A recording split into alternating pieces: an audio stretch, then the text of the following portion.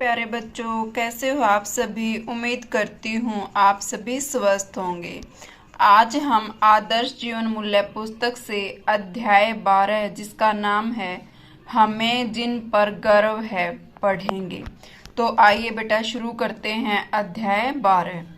भारत को स्वतंत्र कराने का संकल्प लेने वाला हर भारतवासी अंग्रेजों के अत्याचारों का शिकार होता था।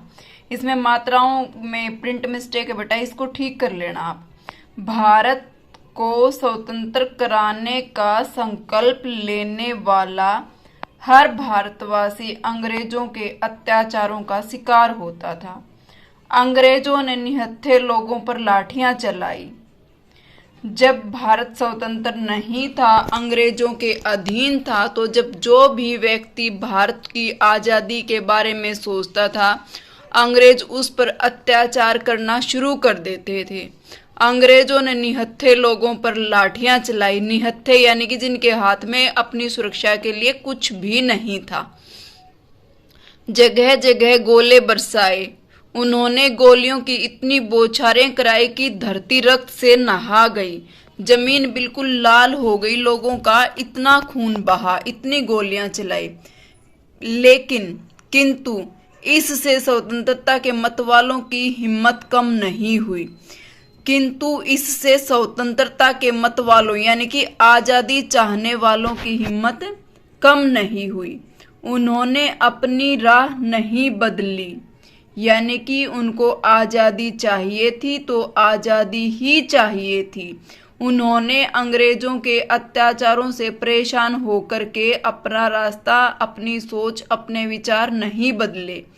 अंग्रेजों ने बौखलाकर उन्हें जेलों में ठूस दिया।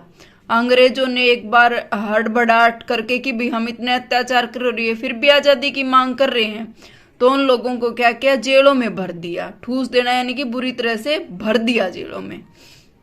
जुलूस निकालने पर निर्दोष लोगों को गोलियों से भून दिया जाता था। अगर कोई जुलूस निकालता, कुछ आदमी इकट्ठे होकर निकलते कि हमें आजादी चाहिए, तो निर्दोष जिनका कोई दोष नहीं था उन लोगों को गोलियों से भून दिया जाता था।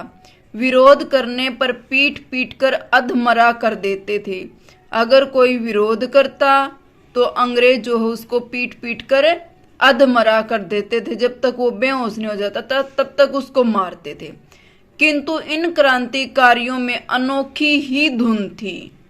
पुलिस के हर अत्याचार से इनका जोश दुगुना बढ़ता जाता था। देश की आजादी का आंदोलन और भी अधिक जोर पकड़ता गया। अंग्रेज अत्याचार करते गए, लेकिन आजादी चाहने वालों की चाहत कम नहीं हुई। अंग्रेज जितने अत्याचार करते थे उतने ही लोग और भी ज्यादा जोश के साथ आजादी चाहने लगते। स्वतंत्र भारत के प्रथम राष्ट्रपति डॉक्टर राजेंद्र प्रसाद की जन्मभूमि बिहार राज्य के सीवान क्षेत्र में क्रांति की लहर जोरों पर थी। तो बेटा ध्यान करें, यहाँ पर एक प्रश्न बनता है, स्वतंत्र भारत के प्रथम राष्ट्रपति का नाम बताइए। तो कौन थे? डॉक्टर राजेंद्र प्रसाद। और डॉक्टर राजेंद्र प्रसाद का जन्म कहाँ पर हुआ था? बिहार राज्य के सीवान क्षेत्र में। तो वहां पर जो है क्रांति की लहर जोरों पर थी। लोग बहुत जोर शोर से आजादी चाह रहे थे। पटना के सचिवालय पर झंडा फहराते हुए 7 छात्र शहीद हो चुके थे। पटना में जो सचिवालय था उस पर झंडा फहराते हुए 7 छात्रों को जो है अंग्रेजों ने मार गिराया था। यह खबर सारे राज्य में फैल चुकी थी। सीवान में जगह जगह जुलूस निकाले जा रहे थे और सभाएं हो रही थी। 12 अगस्त 1942 को सीवान के न्यायालय पर भी तिरंगा फहरा दिया गया। अंग्रेज अत्याचार करते गए, लेकिन आजादी चाहने वाले आजादी के रास्ते पर चल रहे थे। 13 अगस्त को लोगों ने देखा कि न्यायालय पर पुनः अंग्रेजी झंडा फहरा रहा है। 12 अगस्त को तो तिरंगा झंडा फहरा दिया, लेकिन 13 अगस्त को फिर से अंग्रेजों का झंडा लहरा रहा था। यह समाचार शीघ्र ही सारे सीवान क्षेत्र में फैल गया। शीघ्र ही यानी कि बहुत जल्दी ही। देखते ही देखते हजारों की संख्या में लोग एकत्र हो गए। एकत्र मतलब इकट्ठे हो गए। स्कूलों के छात्र व छात्राएं भी भीड़ में शामिल थे। भीड़ जुलूस के रूप में बदल गई। बहुत बड़ी सभा हुई। डॉक्टर सरयू प्रसाद गुहा ने सभा को संबोधित किया। सब लोगों की बस एक ही मांग थी। वो मांग क्या थी कि न्यायालय पर पुनः तिरंगा फहराएंगे। जुलूस न्यायालय की ओर बढ़ा। अंग्रेजों भारत छोड़ो वंदे मातरम की ध्वनि से सारा आकाश गूंज रहा था, क्योंकि इतने सारे लोग थे, जुलूस निकाल रहे थे तो वो नारे लगा रहे थे। 12 वर्षीय छात्र बच्चन प्रसाद हाथ में झंडा लिए सबसे आगे चल रहा था। देश के प्रति विद्यार्थियों का ऐसा प्रेम देखकर शहर के लोग गदगद थे, यानी कि बहुत खुश थे। सिवान के न्यायालय तक पहुंचकर जुलूस रुका ही था कि अधिकारी शरणचंद्र मुखर्जी ने ललकारा, आप लोग क्या चाहते हो? भीड़ में से आवाज आई, हमारा झंडा वापस करो। शरणचंद्र मुखर्जी ने प्रश्न किया, झंडा वापस कर दिया तो क्या आप वापस चले जाएंगे? शरणचंद्र मुखर्जी एसडीओ के पद पर कार्यरत थे। भीड़ में से आवाज आई, आप भी भारतीय हैं और अपने देशवासियों की भावनाओं का सम्मान करना आपका कर्तव्य है। आप हमारा साथ न देकर हमें राष्ट्रीय झंडा वापस दे दें। इतना सुनकर मुखर्जी का भी देश प्रेम जागृत हो गया। मुखर्जी झंडा हाथ में लेकर जुलूस में शामिल हो गए। तभी एक नारा गूंजा, एसडीओ मुखर्जी जिंदाबाद। चारों ओर लाठीधारी पुलिस छाई हुई थी।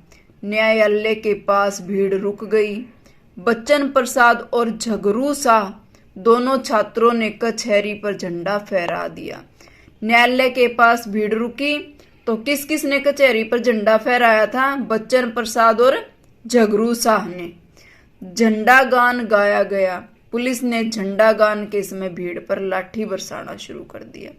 अनेक लोग घायल हुए। 7 छात्र गिरफ्तार कर लिए गए। भीड़ वहां से हटकर जुबली सराय में एकत्रित इकट्ठी। जुबली सराय में 7 छात्रों की गिरफ्तारी के विरोध में सभा हो रही थी। जो 7 छात्र गिरफ्तार किए गए थे उनके विरोध में सभा हो रही थी। तभी सशस्त्र पुलिस ने, सशस्त्र यानी कि शस्त्र के साथ ही, हथियारों के साथ थी, तभी पुलिस ने सभा को घेर लिया। एसपी मिश्रा दंड अधिकारी थे। दंड देने वाले अधिकारी कौन थे? एसपी मिश्रा। उन्होंने आदेश दिया, सराय खाली करो। फिर लाठी चार्ज का आदेश हुआ। लाठियों की वर्षा से डॉक्टर सरयू प्रसाद को गहरी चोटें आई। कुछ लोग उन्हें लहूलुहान अवस्था में भीड़ से बाहर ले गए। अब तो भीड़ बेकाबू हो गई। कुछ लोगों ने पुलिस से लाठियां छीन ली। उल्टे पुलिस पर लाठियों की वर्षा होने लगी। कब तक अत्याचार सहेंगे भाई? एक हद होती है अत्याचार सहने की भी, किसी भी गलत बात को बर्दाश्त करने की।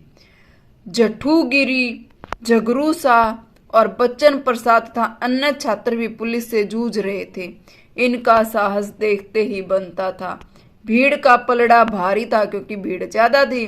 पुलिस पर मार पड़ती देख गोली चलाने का आदेश हुआ। अनेक लोग शहीद हो गए। बच्चन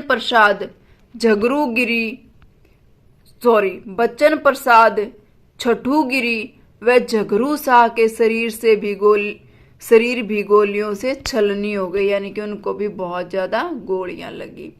खून से लथपथ उनके शरीर धरती पर गिर गए। धरती ने अपने लाडलों को, रक्त रंजित देह को अंक में भर लिया। उनका देहांत हो गया। डेफहरा गांव निवासी Bachchan Prasad Dayanand Anglo vernacular middle school की 7वीं कक्षा का छात्र था। बच्चन प्रसाद व अन्य छात्रों की वीरता से इनके स्कूल का नाम भी सदा के लिए अमर हो गया। इन बालकों ने ब्रजेंद्र गौड़ की इन पंक्तियों को साकार कर दिया। कितनी छोटी उम्र के बच्चे थे और हौसला देखो बेटा कितना जबरदस्त था। आज देश की धरती तुझसे मांग रही बलिदान, चेतावनी गगन देता है खतरे में है शान। पवन झकोरे लेकर आते हिम का हाहाकार, जवानों हो जाओ तैयार, जवानों हो जाओ तैयार। यानी कि आजादी अगर चाहते हो तो आपको बलिदान भी देना होगा। और आज आसमान भी ये चेतावनी दे रहा है कि भारत की शान जो है खतरे में है। अगर आजादी चाहते हो तो तैयार हो जाओ जवानों। ये था बेटा अध्याय 12। अब इसके प्रश्न एक बार पढ़ लेते हैं हम। पाठ में वर्णित बालकों के मन में किस लक्ष्य को प्राप्त करने का संकल्प था? बताइए, क्या चाहते थे? आजादी। 12 अगस्त 1942 को सिवान में कौन सी विशेष घटना घटी? कौन सी घटी थी? भारत का झंडा फहराया गया था। कहां पर? पढ़ो पाठ को और फिर निकालो प्रश्न उत्तर। प्रश्न संख्या 3, अंग्रेजों भारत छोड़ो व वंदे मातरम के नारे लगाने वाले जुलूस में सबसे आगे झंडा थामे कौन चल रहा था? पाठ के अंदर भी हमने पढ़ा है, मैं नहीं बताऊंगी, आपको खुद से इनके उत्तर ढूंढने हैं। पाठ में कौन से बाल क्रांतिकारियों की चर्चा हुई है? बाल क्रांतिकारी जिन बच्चों का नाम आया है, विद्यार्थियों का नाम आया है। भारतीय अधिकारी शरणचंद्र मुखर्जी से तिरंगा वापस लेने के लिए भीड़ ने क्या तरीका अपनाया? क्या तरीका अपनाया था? उनको इमोशनली बोला था, भावनाओं का सहारा लिया था। Dayanand Anglo vernacular middle school Siwan किस कारण प्रसिद्ध हो गया था? बताइए। उसका 7वीं कक्षा का छात्र झंडा फहराने के कारण। अंग्रेजों की दमन नीति के बावजूद भी क्रांतिकारियों का जोश बढ़ता ही जा रहा था। आपके विचार से ऐसा क्यों था? क्योंकि सभी आजादी चाह रहे थे। तो बेटा पाठ पढ़ो और प्रश्न उत्तर, इन प्रश्नों के उत्तर छांटने की कोशिश करो। प्रश्नों के उत्तर अगली वीडियो में आपको मिल भी जाएंगे, लेकिन तब तक बेटा फ्री मत बैठो। पाठ को कम से कम 2 से 3 बार पढ़ा करो और फिर खुद प्रश्न उत्तर लिखने की कोशिश किया करो। प्रश्न तो दिए गए हैं किताब में, उत्तर आप कोशिश करो बेटा, जितने भी आप लिख सकते हो उतने आप उत्तर लिखें। तो उम्मीद करती हूँ प्यारे बच्चों, अध्याय आपको अच्छे से समझ आया होगा। धन्यवाद।